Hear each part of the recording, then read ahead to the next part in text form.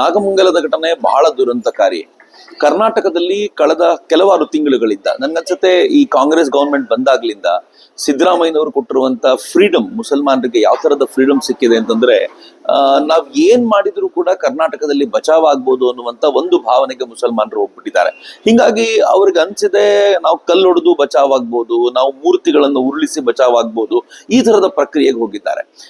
ನಾಗಮಂಗಲದಲ್ಲಿ ಗಣೇಶೋತ್ಸವದಲ್ಲಿ ಮೆರವಣಿಗೆ ಹೋಗ್ತಿರ್ಬೇಕಾದ್ರೆ ಅವ್ರು ಕಲ್ಲೆಸೆದಿರೋದು ಕೂಡ ಇದೇ ಹಿನ್ನೆಲೆಯಲ್ಲಿ ಅಂತ ಎಂಥವ್ರು ಬೇಕಿದ್ರು ಹೇಳ್ಬೋದು.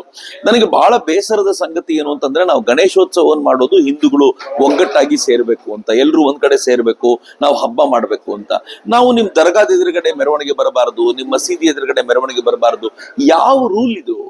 ಇದು ಸ್ವತಂತ್ರ ಭಾರತ, ಇಲ್ಲಿ ಎಲ್ರಿಗೂ ಮುಕ್ತವಾಗಿರುವಂತ ಅವಕಾಶ ಇದೆ, ಅವರವರ ಧಾರ್ಮಿಕ ಆಚರಣೆಗಳನ್ನ ಮಾಡ್ಲಿಕ್ಕೆ ಪ್ರತಿಯೊಬ್ಬರಿಗೂ ಅವಕಾಶ ಇದೆ ಅನ್ನೋದಾದ್ರೆ, ನೀವು ನೀವಿರುವಂತ ಜಾಗದಲ್ಲಿ ಬರಬಾರ್ದು, ನಿಮ್ ಏರಿಯಾಗಳಲ್ಲಿ ಬರಬಾರ್ದು, ದರ್ಗಾದ ಎದುರಿಗೆ ಬರಬಾರ್ದು, ನಾವಿರುವಂತ ಜಾಗದಲ್ಲಿ ನೀವು ಸದ್ದು ಮಾಡಬಾರ್ದು, ನೀವು ಮ್ಯೂಸಿಕ್ ಮಾಡಬಾರ್ದು.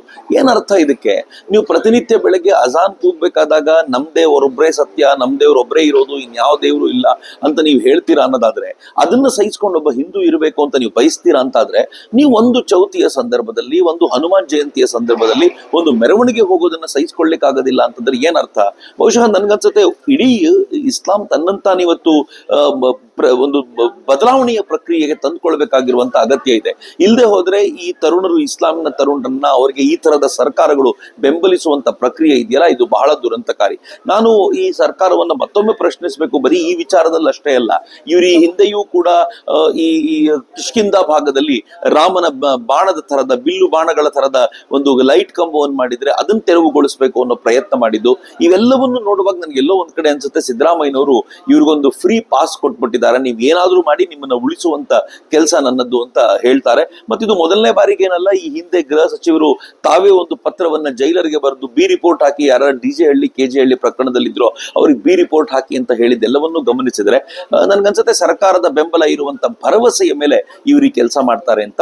ಸಿದ್ದರಾಮಯ್ಯನವರು ತಾಕತ್ತಿದ್ರೆ, ಅವ್ರಿಗೆ ನಿಜವಾಗ್ಲೂ ತಾಕತ್ತು ಅನ್ನೋಂತಿದ್ರೆ, ಸಾಮರ್ಥ್ಯ ಅನ್ನೋಂಥದ್ದಿದ್ರೆ, ನಿಜವಾಗ್ಲೂ ಲಾ ಅಂಡ್ ಆರ್ಡರ್ ನ ತರಬೇಕು ಅಂತಿದ್ರೆ, ಯಾರ್ಯಾರು ಕಲ್ಲೆಸೆದ್ರೋ ಅವ್ರ ಮೇಲೆ ಯೋಗಿ ಆದಿತ್ಯನಾಥ್ರು ಮಾಡಿರ್ತಾರ ಬುಲ್ಡೋಸರ್ ತರದ ಒಂದು ಪ್ರಕ್ರಿಯೆ ಅಂತಂದು ಅವ್ರ ಮನೆಗಳನ್ನ ಉರುಳಿಸಬೇಕು. ಕರ್ನಾಟಕದಲ್ಲೂ ಕೂಡ ಈ ತರದ ಪ್ರಕ್ರಿಯೆ ಜಾರಿ ಆಗೋ ತರ ನೋಡ್ಕೋಬೇಕು. ಬಟ್ ಐ ಡೋಂಟ್ ಥಿಂಕ್ ಆ ತರದ ಸಾಮರ್ಥ್ಯವನ್ನ ಈ ಸರ್ಕಾರ ಪ್ರದರ್ಶಿಸುತ್ತೆ ಅಂತ ನನ್ಗನ್ಸಲ್ಲ.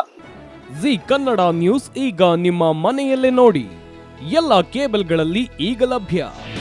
ನಿಮ್ಮ ನೆಚ್ಚಿನ ಜಿ ಕನ್ನಡ ನ್ಯೂಸ್ ಈಗ ಸನ್ ಡೈರೆಕ್ಟ್ ನಲ್ಲಿ number 292, Tata play number 1664, Jio TV number 1334, NXT digital number 30, N cable number 30, city networks 51, U digital number 162, GTPL number 17, Rockline telecommunications number 42, Shri Basaveshwara cable number 168, rural cable network 60, Vinayaka digital 57, Abhishek cable 821, city channel 53, Siddeshwara cable network 57, V4 digital Infotech 628, ಸೂರ್ಯ digital networks 53, Gajanan digital number 836, Malnad infotech private limited number